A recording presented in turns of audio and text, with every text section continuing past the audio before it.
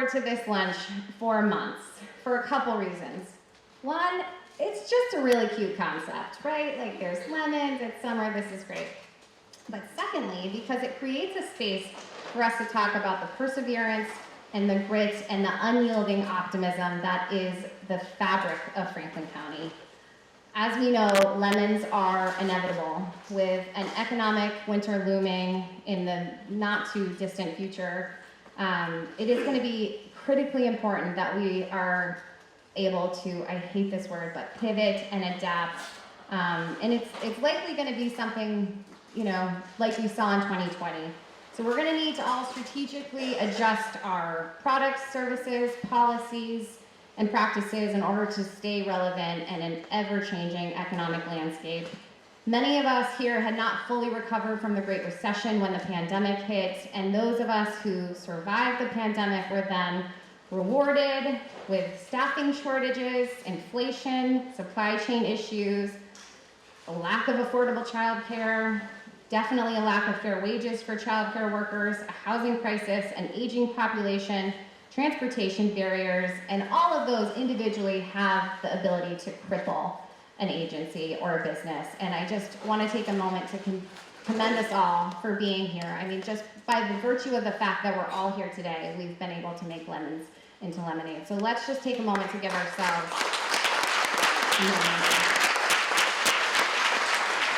All right, I promise it gets a little more positive from here on out, but I did want to acknowledge that as cute as this lunch is, it's actually really important because this is where the lemonade comes in. With challenge comes opportunity, and as we all know, we tend to learn faster from our challenges and our lemons than we do from our wins or successes. And today's lunch gives us that chance to hear some of those experiences and help us create a business culture where we're able to share and learn from those experiences and have a collaborative approach to shared solutions, because that is the way forward. We cannot put our heads down and be stuck in our own silos. We have to come together and work together. That is especially important in rural communities like Franklin County. So thanks for being here. I want to thank our panel for their transparency. Let's get it started. All right, so our first speaker, not only is she a master of turning lemons into lemonade, but she's also very good at turning limes into margaritas, which ironically enough is how I personally have been able to overcome a lot of the challenges over the last few years. Amy has spearheaded so many community events that really nurture our entrepreneurial spirit here in Franklin County, and she just is a champion for Franklin County. So please help me welcome Amy McMahan.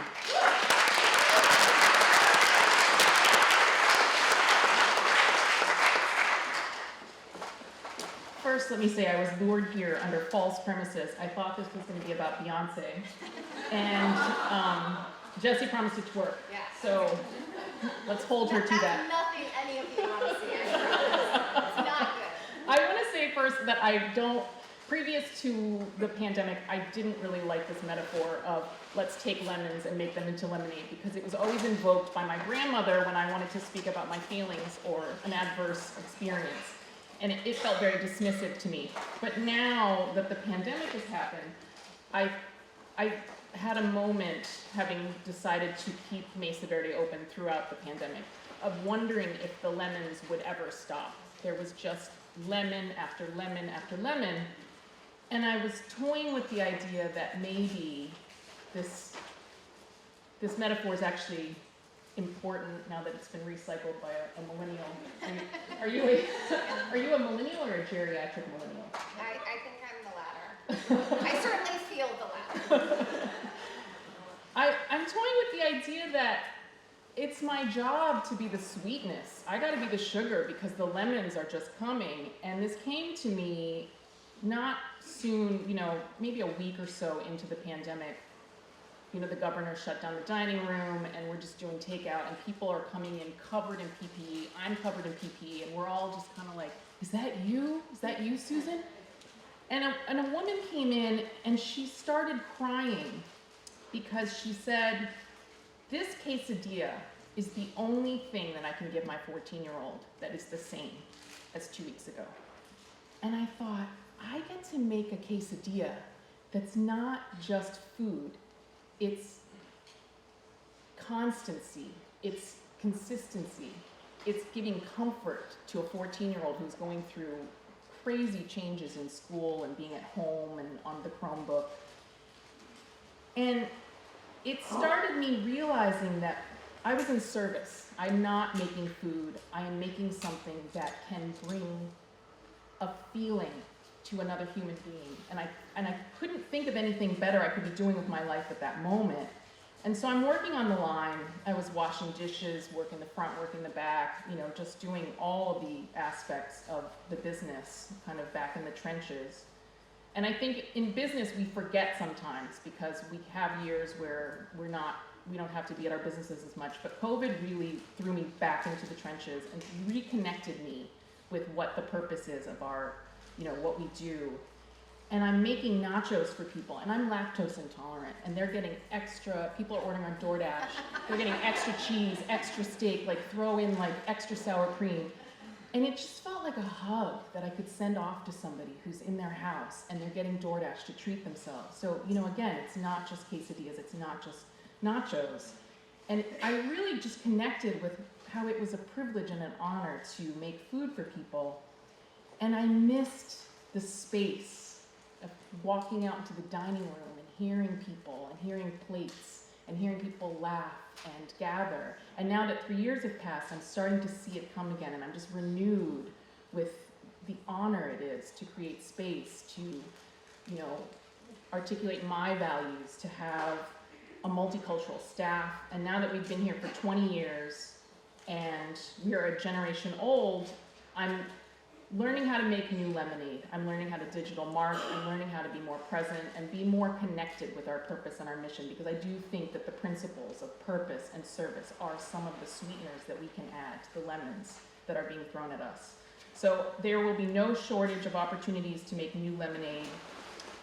The food and, you know, labor shortages continue for us, and we just have to learn how to be more efficient, more cohesive, and be more, you know, with each other in purpose and in our mission. And in closing, I think the lemonade that I see that I really want to work on and make now is the housing issue. I'm seeing my kids who work for me really have to make some difficult choices in the amount of rent they're paying to come and work. When I started in the restaurant business, you could have a car and an apartment and work in a restaurant. Now it seems more and more it's a choice between a house, an apartment, and transportation. So I saw recently a meme, which seems to be one of the ways we impart truth these days. I'm getting into the millennial ways. That said that if people have to drive more than 30 minutes to work at the coffee shop where you live, it's not a community, it's a theme park. So I continue to wonder, how do we add sweetener to this lemon of the housing, and wondering how, you know, using our connections and our community and our buy-in with one another to figure out how to deal with some of these issues. And I know at Greenfield Savings Bank, I was just talking to AJ about a new federal home loan program that's gonna give some down payment assistance, but I continue to think about that and how sweet it would be, like, you know, the people who work serving us in these communities are not paying half of what they make in rent. So thank you so much for this opportunity to speak. I'll be at Mesa Verde making those quesadillas and nachos, and I can't wait to hear what everybody else says.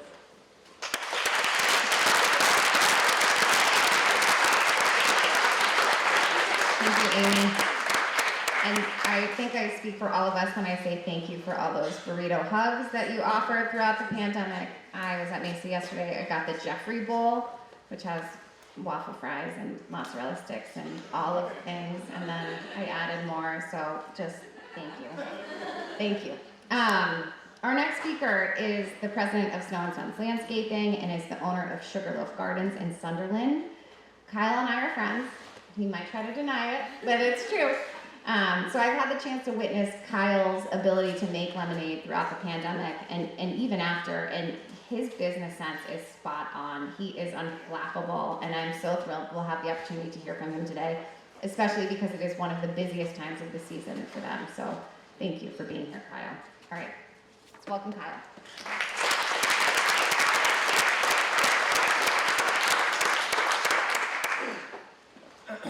Thank you, Jessye. a little hyped up there, but so Jessye gave our homework assignment the other day, and it was to go back over the last few years and really look at all the challenges we have faced. So as I wrote those out, the list was fairly long. So what I decided to do is just kind of focus on one, and that was people. Probably the biggest challenge we have seen in the last few years, especially since COVID, is just everything that has to do with people. So hiring our current team, developing people, bringing people up into management, like that's where probably the biggest challenge and probably what should be hopefully the biggest opportunity exists. So our big thing is at our company, and I'm going to talk about Snow and Sons purely today. Sugarloaf Gardens is new. Sugarloaf Gardens opened last year. It's a garden center right in the center of Sunderland. If you have not been there, please do go and give us feedback. We're trying to constantly evolve there. But in regards to Snow and Sons, like our big focus is our culture and our people, and that's what's got us to where we are today, and it's a huge part of what we do. And it's a lot about teamwork, like positive attitudes, positive energy, and then the business side of what we do, which is quality and efficiency. And when COVID happened, it definitely put a halt to the cultural piece of what we have. We try to do a lot of get-togethers, barbecues, outings with the team. And when COVID happened, that pretty much put a complete stop to that for really all of 2020 and most of 2021. So obviously they understood, they adapted, but that team bonding, when we have to report directly to sites and we're all wearing masks and we can't help each other, definitely had an impact. Definitely had an impact on new people coming in, because really it's our people that push down our culture, and they weren't really able to do that and have that same connection with new people coming in, just because we weren't having the same type of situation. So one quick story with COVID, that we obviously didn't get shut down. We got deemed essential, which that part was nice, but it still was obviously that was a difficult time with a lot of uncertainty. We did shut it down for 2 weeks while they were kind of dictating whether we were essential. And I will say, as a kudos to our team, when we did come back, obviously they were all on unemployment still because it's a seasonal business. So this was in March. So they were still all on unemployment. And we obviously had to tell them we were coming back. That was when they were getting your unemployment check plus $600. So you're basically getting paid to stay at home, right? You're not going to even make much more coming back working 50 hours a week. So when we announced that we were doing that, we honestly gave them the option to say, if you don't feel comfortable, if you have situations going on that are not, that you don't feel comfortable coming back yet, you do not need to. You can come back when the time is right for you. And basically every single person we had came back in that first week back.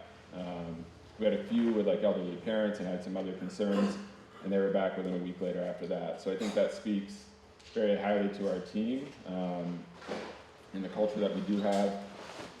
So that's probably been our biggest challenge, is coming back out of that, and we've been putting a lot of focus on refocusing on the culture that we have and emphasizing that, not just to new people, but also to the team, and getting back to everything we were doing before, which luckily we have finally been able to do. We were able to do that a lot more last year, and definitely going into this year. It's allowed us to really reflect back and again, do even put more emphasis on what we were doing before, and we've changed some things up. We've really put a lot into like instilling those core values and that culture like throughout the organization, and we do throughout our current team, but also now we've implemented like a whole new orientation training program. So like the onboarding process is way more involved. That's continued to develop. And this year we kind of like really turned a corner. We're doing a lot with leadership development. One other thing we have is we have a lot of our management, all of our management's moved up through the company. And that's what we want, and that's what we want to encourage. We want to create opportunities.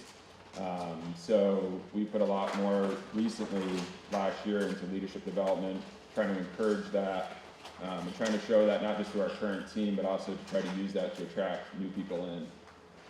Obviously, the hiring market over the last 3 years has been by far the worst we've ever seen, and not even close. When you get really excited when somebody would actually just show up to an interview, it's a sad day, but that's what it was. You'd get excited just to get somebody to show up you'd see the interview on the calendar, and that'd be exciting, and then about 50, maybe 75% of the time, like, yeah, they just didn't show up. No call, no show. I don't know why you make the interview at that point, but so we've been putting a lot into kind of remarketing and selling what it is to work for us. That's kind of honestly out of my comfort zone. I don't like talking about myself or us as a whole, but we've kind of shifted that mindset, and been doing a lot more with marketing ourselves and trying to get people to come in, which honestly this spring so far has been by far our best hiring spring in probably 5 to 10 years. So we're trying to do a lot of different content things, we actually move somebody into a full-time position that really is all about training, onboarding, marketing us as a company, and really that's the focus. So I think that's probably been our biggest challenge over the last 3 years. There's plenty of other things that we've had to endure, but it's the people, it's the hiring, it's honestly the development up into management levels. That's really what we've been trying to put a focus on. So we're not quite there. It'll continue to evolve. And hopefully we'll keep making it better, but that's what our focus is.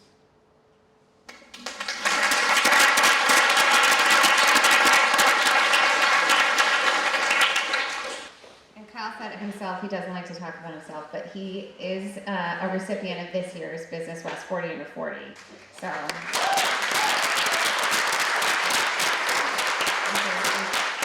credit for that. Our next speaker is Dave Garappolo, who is the Director of Youth and Family Programs at Franklin County's YMCA, and is the driving force behind some of their best youth programming. Dave's work at the Y is life-changing, and for those of you who attended the Y's campaign kickoff, you know that in some cases, life-saving. The Y has transformed over the last few years, and I think leaders like Dave and Brady are the driving force behind that. I am so impressed every time I walk into the Y, and I think I speak for many of us here when I say thank you, Dave, for giving our children a fun place to go during the summer. Thank you for never looking at me judgingly when one of my kids forgets a water bottle. You are the best. But Dave has really done an incredible job basically creating really excellent programs for youth and families in Franklin County and giving folks a second home. So I'm excited to hear from him today. Welcome, Dave.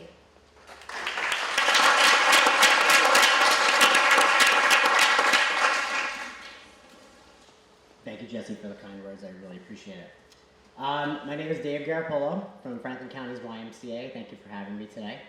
Our YMCA is a really, really unique facility, and I'm just going to list a couple of the things that we do on a daily basis for our members. We are a place for health seekers to exercise and create healthy habits. We are a child care facility, including a preschool. We film our after-school and summer camps for hundreds of children in Franklin County. We run various programs for seniors to help them maintain their health and socialize with others. And we offer swimming lessons, lifeguarding classes, gymnastics for beginners, all the way to a competitive team that has been nationally recognized. We offer pickleball, for those of you that like that. And we are the one-stop shop for Franklin County residents to do everything that they want to do. In 2019, we had a unique opportunity. A new CEO was hired after Bob Sunderland retired, who had been at the YMCA for 37 years, and that was Grady Deane. When Grady was hired, everything was new. There was endless possibilities, endless dreams, and the chance for change, collaborations, and much, much more. We were able to add full-time staff. We began to initiate a lot of new ideas and grow our base and look towards a bright future, and that was very exciting. And then we had one big lemon fall out of the sky.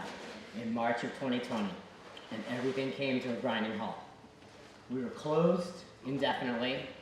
We were debating whether or not we were going to close for an entire year. We had no idea where we were going to turn. We were scared, we were isolated. Longtime staff members and friends of mine were furloughed to never be seen again, and we were just feared of what would follow. We went from a staff of 130 to a staff of 13, and then 12, and then 11. Needless to say, it was a mess. But we fought through it, and we made our lemonade. We took that lemon as a once-in-a-lifetime chance to grow and change. We cleaned, we renovated the entire building, we trained online for countless hours on our couches and our home offices. We met almost daily in all different ways. We restructured our staffing in a way that made sense. We also had the chance to do many things that we normally would never be able to do because it would interrupt our members. Here are some of the highlights. We cleaned the building top to bottom, which is no easy task, and I was there. We removed things that had been in that building for decades. We created a state-of-the-art exercise facility with new equipment, new paint, and a training zone to better serve our members. We were committed to our mission to provide quality programs once we reopened by enabling our program directors to get creative in their areas of operation.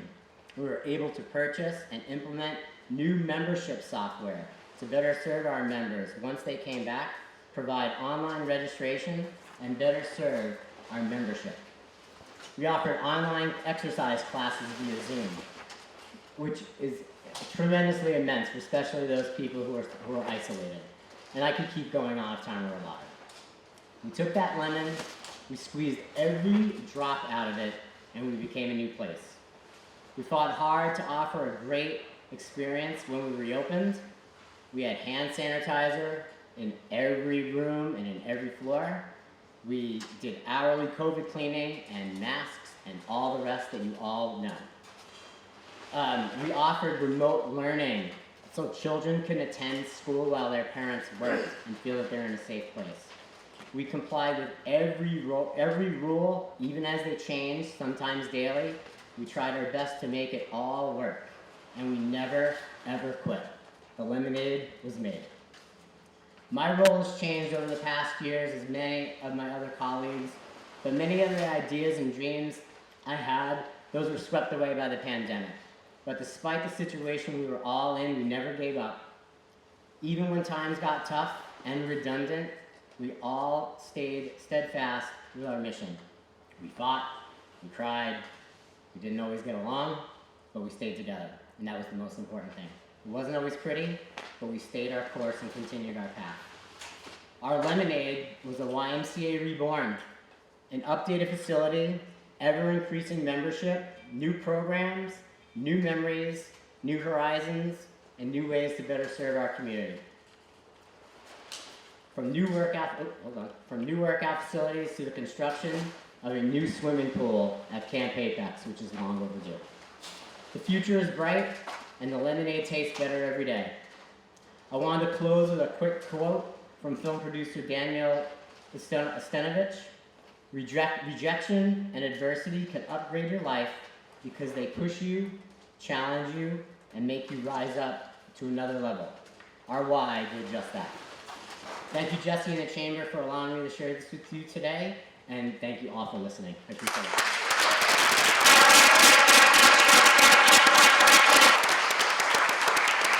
Thank you, Dave. Our next presenters are the perfect fit for this panel because they are not whiners, they are winemakers. Paul and Leslie own Cameron's Winery and the Backroom Brewery right here in Northfield.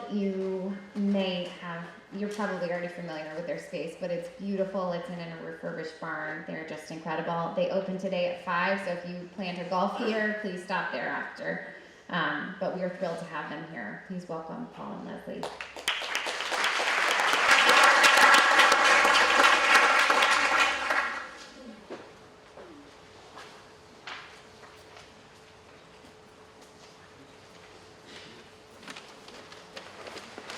Hi, we brought notes.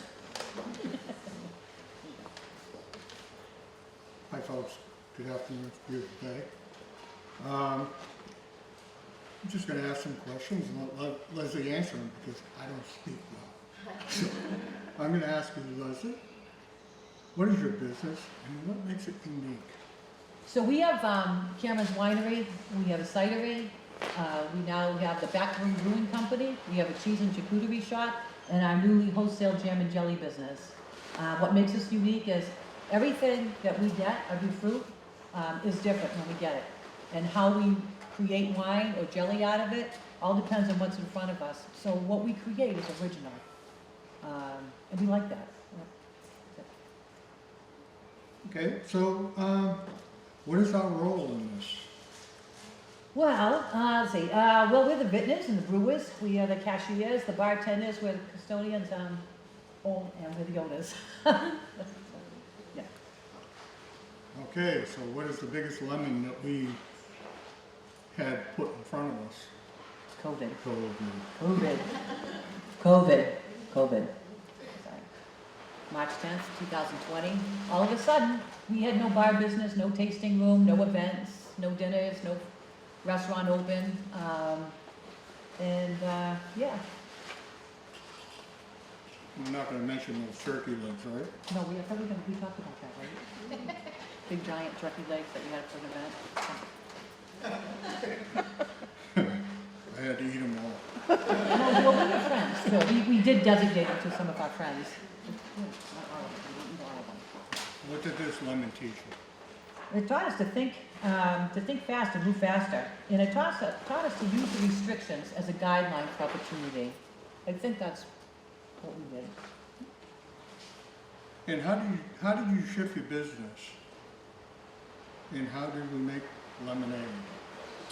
We looked at the most current need of our customers and our community and our sustainability. We rebranded our business to be more indicative of our product, original. And we opened an online store. We got our shipping license. We shipped wine, and we created a delivery service, curbside pickup, and we started boxing our lunches and dinners to go. We actually extended our hours 7 days a week. And we changed our business focus to align with the current marketplace. And we followed that stuff. We actually metamorphosized, right? What is the takeaway lesson and how have you prepared for the future? Well, think fast, move faster. Keep an eye on the local and world markets, not just the Farmer's Almanac, which was what we always did, right? Always be ready to change and then meet that change. And how did the chamber help us with all this? Well, I'm going to tell you something. When you're changing your business so drastically, you go online to the chamber website and you can see all the members with all these businesses, all these people who are going through the same thing. And you have all these resources, and you're not alone. You have all these other people with you.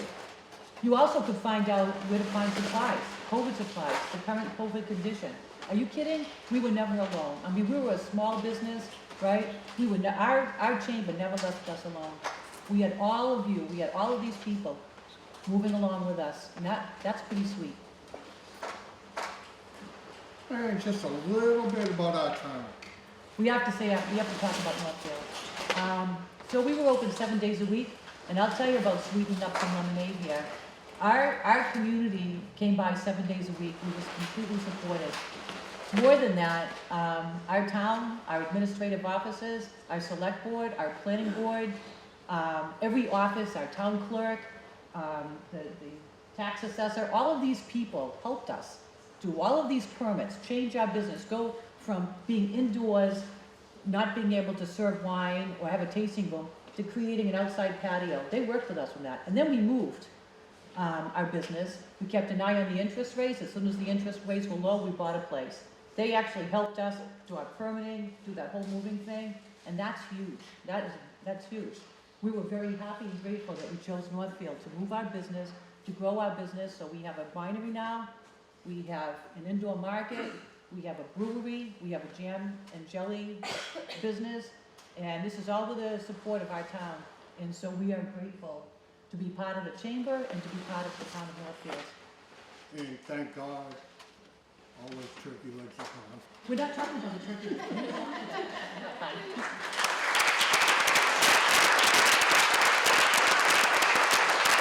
Thanks for calling, Leslie. I think they just perfectly summed up the value of local connections in a Franklin County and very kindly of the chamber, but I hope that's how you all feel as well. You're never alone. We are a network. We are in it together. So thank you for touching on that. Our next presenters truly live by the motto, the show must go on. And because of their ability to make lemonade, it has, not only are they in the business of show business, they are also own and operate a driving school, an ice cream shop, a cafe, a backdrop production company, a preschool and performing arts center, and the largest theater in Franklin County. They also both have 4 children of their own, and that doesn't account for the hundreds of Franklin County children who they treat like family. So we are really thrilled to have them join us today. They are true community builders. Please help me welcome Kim Williams.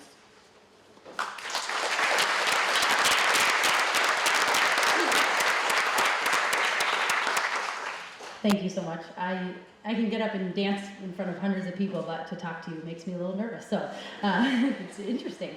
So as Jessye said, thank you for having us here. I'm Kim Williams, and I am co-owner of Everything to Duke with my dad, Nick Wanynelovich, who is just here supporting me from afar. Yeah, Dad. Yes. So we own Jaduke Center for the Performing Arts, Jaduke Preschool, Jaduke Cafe, Jaduke Scoops, Jaduke Driving School, and I think that's it. And so you're asking yourself, how do all of these unrelated businesses come to be and why are they together? I ask myself that often, every time I'm driving to work and saying, what are we doing today?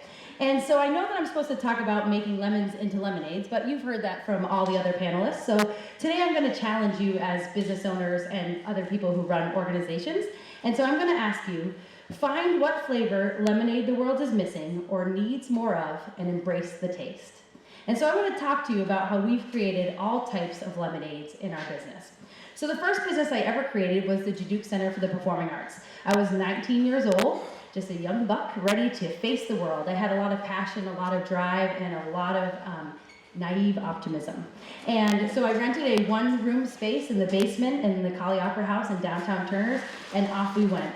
And that was the basic recipe right there, the passion for people. And so we began this basic lemonade, and we started off there. And each branch that subsequently followed went right off of this base of lemonade. And so next up was the Jaduke Preschool. We're going to refer to this as strawberry lemonade. The Jaduke Preschool was hatched out of this feeling of we were moving our arts business up and building a building, and we had it filled in the evening time by the basic lemonade, the art students and everyone that was coming. But during the day, our lemonade stand sat empty. No one came, no one was there, it was a sad place. And we said, well, what do people need during the day, or what kind of lemonade do people need during the day that they could come for? You know it, childcare. And so I knew nothing about childcare. Yeah, thank you, from the back. I knew nothing about childcare. I didn't even have children of my own, but I love children. And I thought, well, how hard can it be? It's hard. And it just took a little bit of persistence, perseverance, and a little touch of crazy, and Jaduke Preschool was born. And that is the strawberry lemonade that came from that love of passion for children and the arts. And so it was a one-room school that started, and they had arts every week. They had singing, dancing, acting. Today, it is a 10-room preschool with 180 children per day. It's exactly. It's either like a or a wow. Yep. Today was like a wow, yesterday was like a oh. So we had that going, and we operated with just those 2 basic lemonades for years. We had the basic lemonade and the strawberry lemonade, and we went on and we went on. And then we said to ourselves, there's got to be more out there, right? Is there more flavors of lemonade?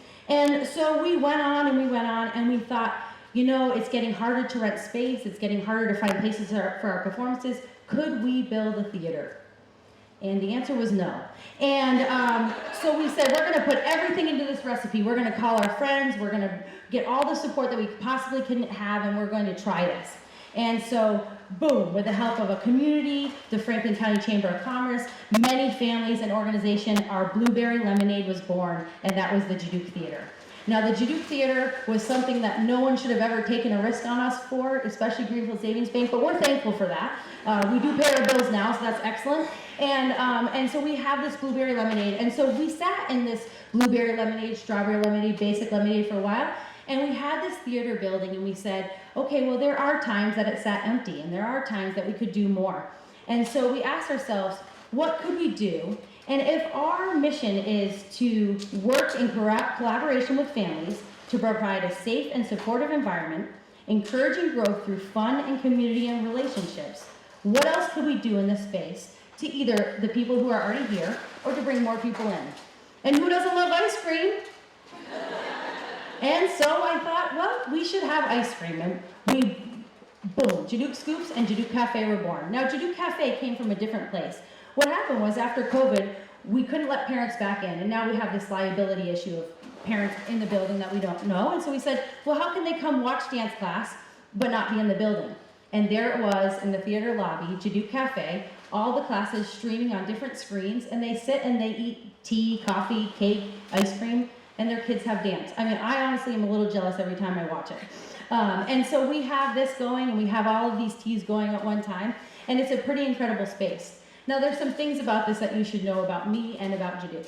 Somewhere in there, I got married and have 4 children. So that's crazy. And that's a different kind of lemonade, and it needs a harder drink than that. Most days. But the biggest thing about this is that all of these lemonades are from the same base of lemonade. So a lot of these businesses operate from the same spaces. The preschool and the performing arts are from the same rooms, they just transform every day. The cafe, scoops, and theater lobby are all share the same space, transform every day into various business. And the theater is really a stomping ground for everything. There's school assemblies, there's community events, there's various things that will come and meet in this place. And it's all from the same basic lemonade. So the most important part of the story is to say, in your businesses, have you asked yourself, what is the market needing? What type of lemonade are they asking for? And how are you going to bring it to them? And so I'm going to challenge you as you leave here today to say, what kind of lemonade can I create? And how is that going to help my business or organization? So thank you, Jessye, and good luck with all your lemonades.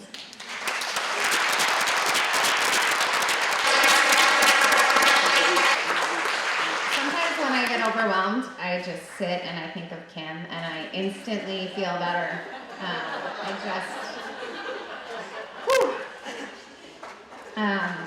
For those of you that don't know, I got the chance to pretend to be a dancer this past February with some of our Franklin County young professionals who are here today. Raise your hands. We did a fundraising show for the United Arc, and it was so fun, and it is a really special place there to do. I am not a dancer, and no one told me that. And that was really kind of them. That was really kind of them the whole time. It's really a great community, so thank you for being here, Kim. And thank you so much for all of our panelists for your insight today. I think this is, the framing of this lemonade is really important for all of the reasons that we already talked about, right? Like the lemons are there. We've had a lot of lemons recently. There's more on the horizon, but it's how we overcome and how we work together to, what doesn't kill us make us stronger, and we need to share that strength. And so I just really appreciate the transparency from the panel of how we've all been able to work together and what they've been able to accomplish and what we've been able to accomplish together. And if at any point you're feeling like your lemonade could use some zhuzhing, please reach out to the chamber. We're happy to connect you with someone who may be experiencing similar challenges, or to tell you, things that we're seeing and formulas that we're seeing that are working really well. So we are here to help. We are here together. I really appreciate the community that is in this room. So thank you. This lunch was sweeter than expected.